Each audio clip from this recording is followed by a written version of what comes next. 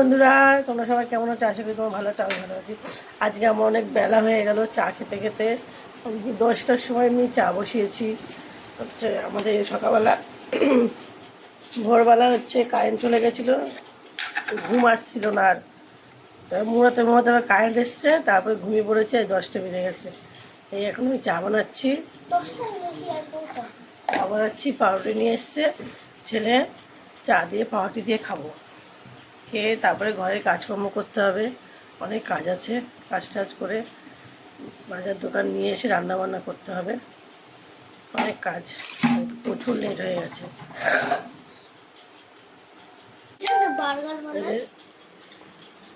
চা রুটি নেওয়া, দুধ ছেড়ে খাচ্ছে বন্ধুরা।